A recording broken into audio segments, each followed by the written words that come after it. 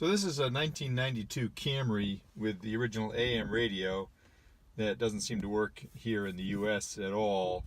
I'm not sure if the frequency range is different or not, but anyway, I'm going to change it out and put an AM/FM radio in it with speakers embedded in it, so I don't have to run speaker wire. I'm just trying to keep this installation as simple as possible. Anyway, I haven't found any video on pulling the radio out of this, so I thought I'd make one. And it starts with, there's one screw here, and you're going to take that out. And then we're going to pull the ashtray out.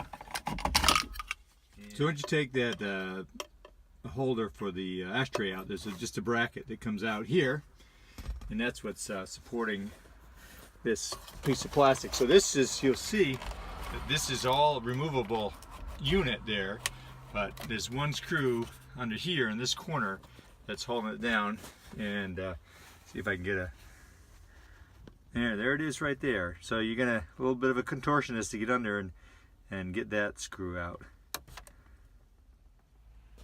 Once you get that screw on the bottom out, the whole radio assembly comes out pretty easily. And easy access to the wiring harness for plugging in the new radio. There's a metal bracket here, and that's what holds to the back of the bracket coming up from the cigarette ashtray there. And so I take that off, and hopefully I can modify that to work with the new radio I'm putting in. And then the dash plate just comes off with a little screw on either side of the radio. And there are also these 4 clips that hold it on, and I'd take the knobs off to get it, and then it separates like that. And all you have to do is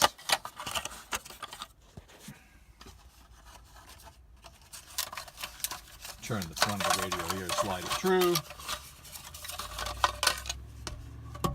So the old radio is removed, and there's the new dash. There's the dash plate ready to get a radio in new radio. And again, I'm doing one with built-in speakers just so I don't have to run speaker wires. However, it would not be difficult to run speaker wires. You can get around the dash pretty easy, and there actually are plugs on the door there, on the door jamb, so that you could run wires into the door, and there's probably a good spot to cut a hole and put the speakers in if you'd like to do that. Okay, so I picked up on Amazon a radio, and I'll try to have a link to it on the website here, that was $30 and shipped straight from China. And as the speaker is built in, as I said, that I thought I'd just go with that. But it's actually Bluetooth and got a speakerphone. I don't know how well it works, but we'll give it a shot. So to wire it, I just use the existing plug, and this is ground. This is a full-time 12-volt power for the clock, and this is the power for the radio with the key on. I'm not sure what the blue wire is, and I'm not sure where I think this must have, maybe it's an antenna up wire, and of course the antenna plug here. Interestingly enough, in the wiring harness there is an extra plug here, and that's connected to, that's 12 volt when the key is on. So that's pretty handy if you want to use that for external lighting, or some, you know, like an LED light or something like that. There is that access, so that's handy.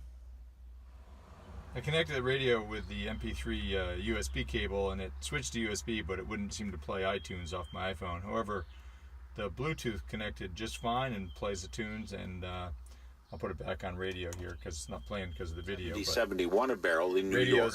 Works fine. I'm Jack Spear, NPR News in Washington. Volume's pretty decent for the speakers being built in. Support for NPR comes from Trader Joe's. To plug it, to screw it into the slot. I just slid it in, and it's packed so tight I would have a hard time pulling it out. It's just a perfect fit. So, nice addition to the mini truck. Very simple.